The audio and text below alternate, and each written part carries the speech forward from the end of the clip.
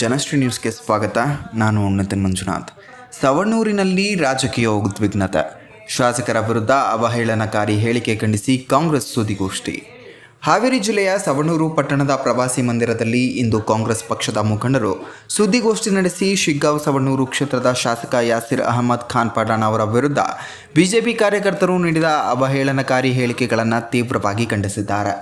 ಮಾನ್ಯ ಶಿಗ್ಗಾಂವ್ ವಿಧಾನಸಭಾ ಕ್ಷೇತ್ರದ ಹೊಸರಾಜ ಯಾಸಿರ್ ಅಹಮದ್ ಖಾನ್ ಪಠಾಣ್ ಸಾಹೇಬರಿಗೆ ಏಕವಚನದಾಗ ರೌಡಿ ಶೀಟರ್ MLA ಅಂತ ಹೇಳಿ ಏಕವಚನದಾಗ ಮಾತಾಡ್ತಾರ.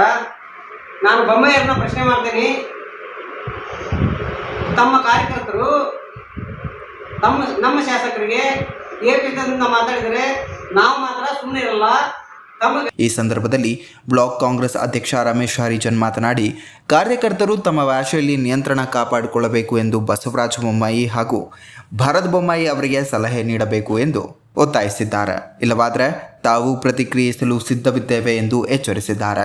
ಜೊತೆಗೆ ರಾಜಕೀಯ ವಾಗ್ವಾದಗಳನ್ನು ಬಿಟ್ಟು ಕ್ಷೇತ್ರದ ಅಭಿವೃದ್ಧಿಗಾಗಿ ಎಲ್ಲರೂ ಒಗ್ಗಟ್ಟಿನಿಂದ ಕೆಲಸ ಮಾಡುವಂತೆ ಕರೆ ನೀಡಿದ್ದು, ಈ ವೇಳೆ ಕಾಂಗ್ರೆಸ್ ಮುಖಂಡರಾದ ರಮೇಶ್, ಲಕ್ಷ್ಮಣ್ ಕನವಳ್ಳಿ, ಸುರೇಶ್ ಹಾವನೂರು, ರಾಘವೇಂದ್ರ, ವೆಂಕಟೇಶ್ ಹಾಗೂ ಮುಜಾಹಿದ್ ದಿವಾನ ಸಾಬನವರ್ ಸೇರಿದಂತೆ ಹಲವರು ಹಾಜರಾಗಿದ್ದು ತೀವ್ರ ಆಕ್ರೋಶ ವ್ಯಕ್ತಪಡಿಸುತ್ತಿದ್ದಾರೆ.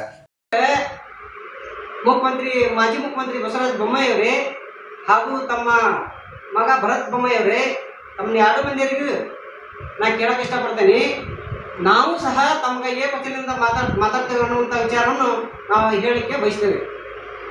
ಯಾಕಂದರೆ ಅನೇಕ ಬಾರಿನೂ ತಮ್ಮ ಕಾರ್ಯಕರ್ತರು ದಾರಿ ಬಿಟ್ಬಿಟ್ಟು ಮಾತಾಡ್ತಾರ.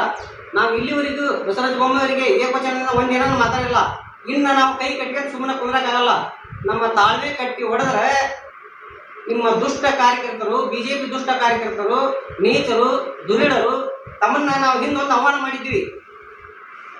ಏತ್ ನೀರಾವರಿ ಯೋಜನೆ ವಿಚಾರದಾಗ 119 ಸಂಪಿಗೆ ಬನ್ನಿ, ತಮ್ಮ ಜನಗಳನ್ನು ಕರ್ಕೊಂಬನ್ನಿ, ಸಾರ್ವಜನಿಕರನ್ನು ಕರ್ಕೊಂಬರ್ರಿ, ನಾವು ಬರ್ತೇವೆ, ನಿಮ್ಗೆ ಸವಾಲು ಹಾಕಿದ್ವಿ. ಅದನ್ನು ಬಿಟ್ಕೊಂಡು ಬೇರೆ ಬೇರೆ ವಿಚಾರಕ್ಕಾಗಿ ಸ್ಟ್ರೈಕ್ ಮಾಡೋದು, ನಮ್ಮ ಸಾಹೇಬರ ಹೆಸರು ಕೆಡಿಸುವಂಥ ವಿಚಾರವನ್ನು ತಾವು ಮಾಡಕೊಂತೀರಿ.